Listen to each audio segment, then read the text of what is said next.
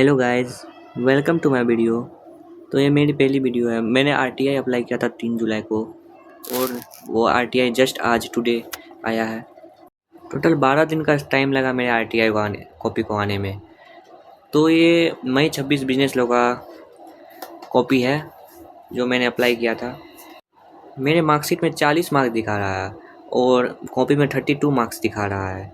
तो total 8 marks grace दिए हैं। ये पहला क्वेश्चन है। ये जो इंडियन कॉन्ट्रैक्ट के क्वेश्चन था जिसमें कि पेनल्टी और लिक्विडिटी डैमेज के बारे में लिखना था। मैंने ये पूरा डिट्टो मॉड्यूल का याद किया था और मैंने यहाँ पे कॉपी पेस्ट कर दिया। जैसे कि आपको बताना था कि पेनल्टी और लिक्विडिटी डैमेज के बीच में डिफरेंसेस क्या है। तो मैंने पूरा एकदम मॉड्यूल का लिखा था और ये देखिए इसमें मेरे को कितना मार्क्स अवार्ड किए हैं।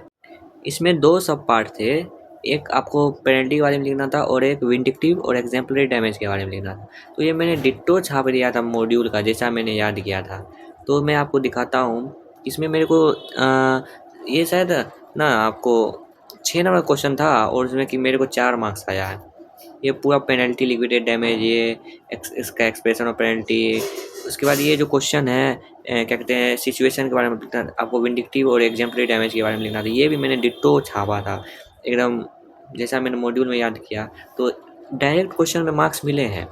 बट ये जो क्वेश्चन था जिसमें कि आपको लिखना था, जिसमें कि ये क्वेश्चन आया था ना कि जो है ना मिक्सअप प्रोविज़न आ गया था सेंट्रल गवर्नमेंट का, पब्लिक फाइनेंशियल इंस्टीट्यूशन का एंड ये डोरमेंट कंपनी के बारे में लिखना था। ये तो मैंने भी पूरा प्रोविज़न लिख दिया। बट लास्ट में मेरा जो कंक्लूजन था वो गलत हो गया। कंक्लूजन गलत होने के कारण मेरे को इसमें 7 में से 3.5 मार्क्स मिला और आपको पता नहीं होगा इसका कंक्लूजन का 3.5 मार्क्स मेरा डिडक्ट हुआ है।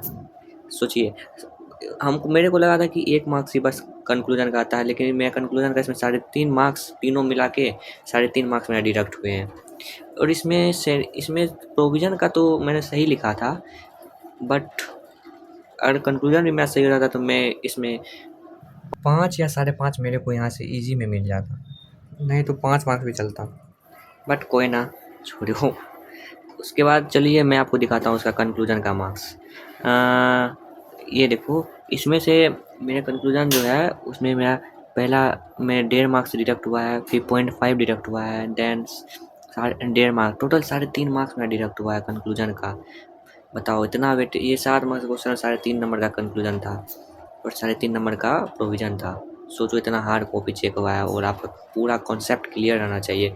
बस प्रोविज़न याद करने से नहीं होता। मैंने तो ये याद किया, क्वेश्चन भी पूरा मतलब आया था, दिमाग खाने वाला क्वेश्चन भी आया था। और ये जो क्वेश्चन है कि अगर आपको इसमें पार्टनरशिप के बारे में लिखना था, पार्टनर मतलब एम्प्लॉयर अथॉरिटी के बारे में लिखना था, तब बस मेरे को समझ नहीं आ रहा था प्रोविज़न। मैंने एक्टिव पार्टनर का प्रोविज़न इसमें जोड़ दिया।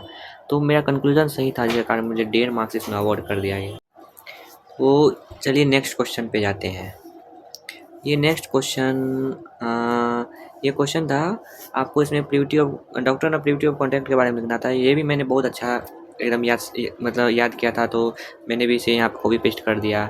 एकदम मॉड्यूल से जैसा वर्ड होता है ना वैसा मैंने यहाँ पे लिखा था। इसमें भी मेरे को अच्छा खासा मार्क्स दे दिया गया था। सर इसमें मेरे को आपको 5 या 6 मार्क्स इसमें भी मेरे को 5 सी में दिया था, जो कि दिखा रहे हैं आपको। हाँ, 6 में से 5 मार्क्स मेरे को इसमें अवार्ड किया। मैंने पूरा छाप दिया था, क्या बोले, डायरेक्ट क्वेश्चन याद किए थे पूरा। उसके बाद ये क्वेश्चन था, अरे ये वाला माइनर वाला शायद, हाँ माइनर वाला क्वेश्चन था। ये भी मैंने बहुत एकदम अच्छे से याद किया था। डायरेक्ट क्वेश्चन क्या बोले, हम इतना अच्छा से याद करके गए थे, वही उसी कारण 32 मार्क्स आया। अगर केस स्टडी क्वेश्चन रहता तो खेल ख़त्म था, उसमें 20 नंबर भी लाना मुश्किल था। ये डायरेक्ट क्वेश्चन आया तो मैंने ये पूरा याद किया। बस अगर वो केस स्टडी थोड़ा और ईजी आ जाता तो पेपर सारा मेरा क्लियर होता, शायद आप लोग का भी क्लियर हो जाता, क्योंकि इस बार केस स्टडी क्वेश्चन बहुत हार्ड आया था। ये जो माइनर का right and liabilities of minor partner, ये भी पूरा मैंने एकदम लिख दिया। इसमें भी मेरे को अच्छा खासा मार्क्स दे दिया, 5 नंबर।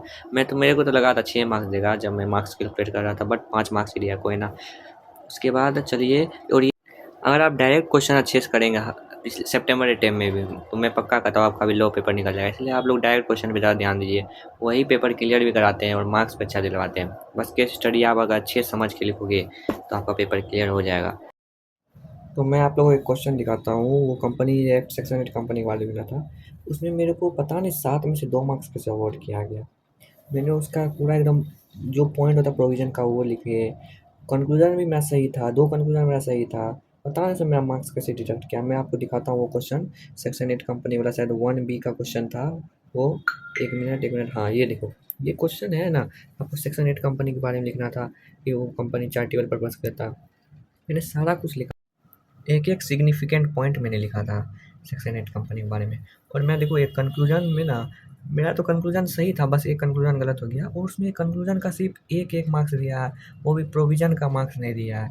अभी इसमें बताओ बच्चे, हम लोग क्या करें, कैसे जानेंगे प्रोविजन का कितना नंबर आता है नहीं रहता है। 7 में से मेरे को 2 मार्क्स दिया है, कम से कम प्रोविजन मैंने सही लिखा है, उसका भी कम से कम एक मार्क्स भी आप दे दो, 3 मार्क्स हो जाता है। कोई ना गाइस, छोड़ो, इस बार सितंबर का अटेम्प्ट आ रहा है, उसमें रोने का नहीं फोड़ने का। उसमें कम से कम अपना टारगेट लेना है कि 50 प्लस अगर आप लो में ले आए तो आपका पेपर आराम से सारा क्लियर हो जाएगा, आपका एग्रीगेट भी बन जाएगा। और बस यही कहना चाहता हूँ, पहला बार वीडियो डाल रहा हूँ, थोड़ा जो भी गलती हो गया थोड़ा माफ़ कर देना। तो जाता हूँ, बाय बाय, टाटा, सब्सक्राइब कर देना अगर अच्छा लगा तो, बाय।